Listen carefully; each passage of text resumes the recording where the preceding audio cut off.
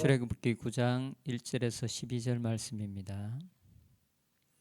여호와께서 모세에게 이르시되 바로에게 들어가서 그에게 이르라. 히브리 사람의 하나님 여호와께서 말씀하시기를 내 백성을 보내라. 그들이 나를 섬길 것이니라. 네가 만일 보내기를 거절하고 억지로 잡아두면 여호와의 손이 들에 있는 내 가축 곧 말과 나귀와 낙타와 소와 양에게 더하리니 심한 돌림병이 있을 것이며 여호와가 이스라엘의 가축과 애굽의 가축을 구별하리니 이스라엘 자손에게 속한 것은 하나도 죽지 아니하리라 하셨다 하라 하시고 여호와께서 기한을 정하여 이르시되 여호와가 내일 이 땅에서 이 일을 행하리라 하시더니 이튿날에 여호와께서 이 일을 행하시니 애굽의 모든 가축은 죽었으나 이스라엘 자손의 가축은 하나도 죽지 아니한지라. 바로가 사람을 보내어 본즉 이스라엘의 가축은 하나도 죽지 아니하였더라. 그러나 바로의 마음이 완강하여 백성을 보내지 아니하니라. 여호와께서 모세와 아론에게 이르시되 너희는 화덕에 제 두 웅큼을 가지고 모세가 바로의 목전에서 하늘을 향하여 날리라. 그 재가 애굽 온 땅에 티끌이 되어 애굽 온 땅의 사람과 짐승에게 붙어서 악성 종기가 생기리라. 그들이 화덕의 재로 가지고 바로 앞에 서서 모세가 하늘을 향하여 날리니 사람과 짐승에게 붙어 악종 종기가 생기고 요술사들도 악성 종기로 말미암아 모세 앞에 서지 못하니 악성 종기가 요술사들로부터 애굽 모든 사람에게 생겼음이라. 그러나 여호와께서 바로의 마음을 완악하게 하셨으므로 그들의 말을 듣지 아니하였으니 여호와께서 모세에게 말씀하심과 같더라. 아멘. 어제 본문에서는 세 번째 내리는 재앙이 임했을 때 요술사들도 애굽에 내리는 재앙이 하나님의 능력으로 말미암은 것이라고 고백을 합니다. 하지만 바로는 여전히 그의 마음을 완악해 하게 하였습니다. 그리고 네 번째 재앙에서는 애굽에 내리는 재앙이 애굽 백성과 이스라엘 백성을 구별합니다. 애굽 땅에는 파리떼들이 있고 이스라엘 백성들이 사는 고센 땅에는 파리떼가 없게 하였습니다. 지금 임하는 재앙이 하나님께서 행하고 계시다는 것을 분명하게 보여주고 있습니다. 그럼에도 바로는 그의 마음을 강팍하게 하였습니다. 그래서 오늘 본문부터는 이중과는 비교해서 더 강한 재앙이 애굽에 임하게 됩니다. 이제까지의 재앙은 애굽 사람들에게 많은 불편함을 주었지만 죽음을 가져오지는 않았습니다. 하지만 오늘 본문의 다섯 번째 재앙부터 죽음이 임합니다. 애굽의 가축들에게 돌림병이 임하여서 애굽의 가축이 죽게 됩니다. 그런데 또한 이 재앙이 애굽의 가축에는 임했고 이스라엘 백성들의 가축은 죽지 않게 되었습니다. 6절에 보면 이튿날에 여호와께서 이 일을 행하시니 애굽의 모든 가축은 죽었으나 이스라엘 자손의 가축은 하나도 죽지 아니한지라. 예전의 재앙과는 다르게 이제 가축들이 죽임을 당하였습니다. 그리고 하나님께서 애굽 백성과 이스라엘 백성들을 구별하심으로 이것이 이스라엘 백성들의 하나님 여호와로 말미암은 것을 분명하게 또한 보여주었습니다. 그리고 오늘의 본문에서는 바로가 사람을 보내어서 정말 이스라엘 백성들의 가축은 죽지 않았는지를 확인하는 모습을 보이고 있습니다. 7절에 바로가 사람을 보내어 본즉 이스라엘의 가축은 하나도 죽지 아니하였더라. 바로가 사람을 보냅니다. 바로가 사람을 고센 땅을 보내서 정말 이스라엘 백성들의 그 땅에는 그 이스라엘 백성들의 가축은 죽지 않았는지를 확인하는 절차를 가집니다.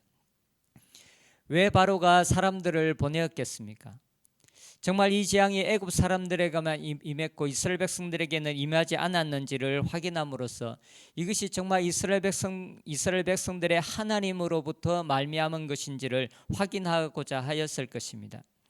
이제까지도 모세를 통해서 이 일이 일어난 것을 알았지만 이번 재앙을 통해서 바로가 다시 한번 이것이 정말 하나님으로부터 말미암은 것인지 하나님께서 정말 이런 능력을 행하실 수 있는 하나님이신지를 확인하고자 했을 것입니다.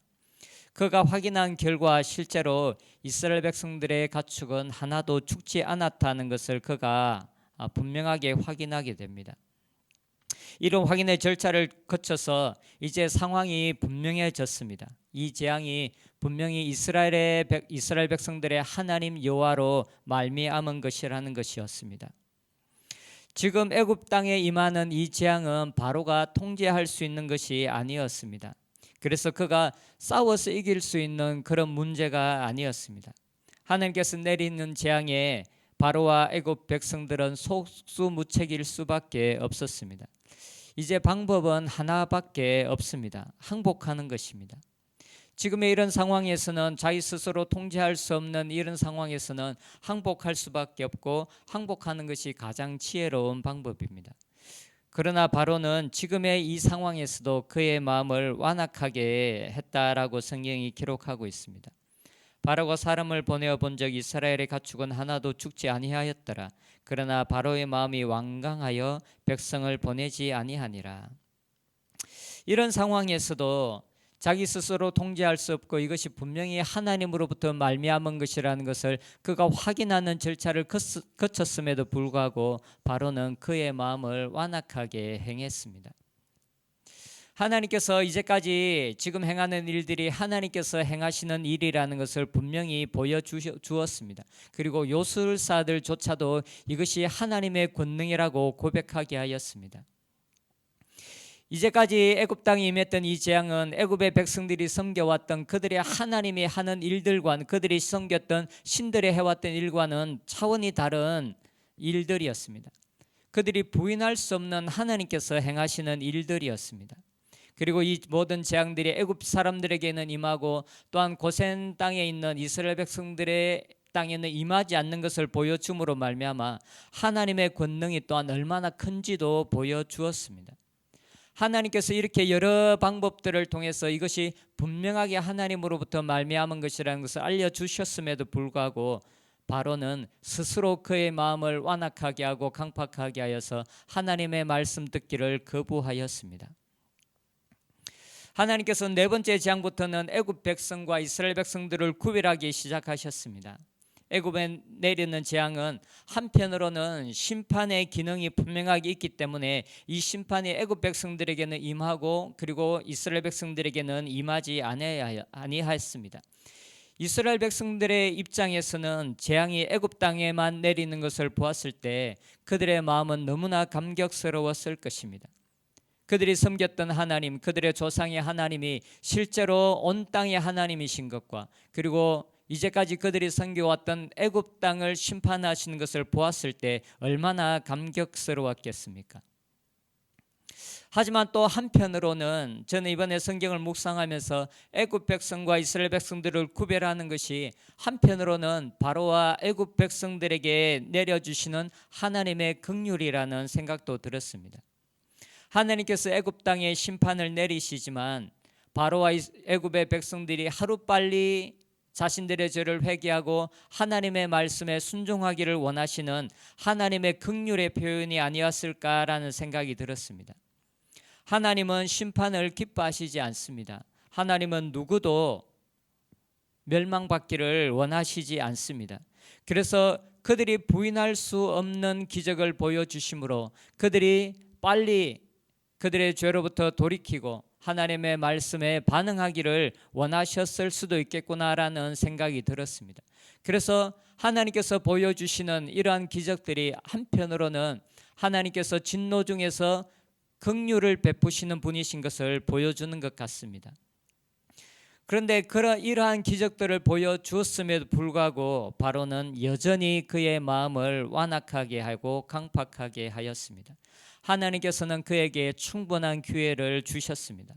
하지만 바로는 이 일들이 하나님으로부터 일어난 일이라는 것을 분명히 알고 있었음에도 불구하고 끝까지 가보자는 마음으로 그의 마음을 완악하게 했습니다.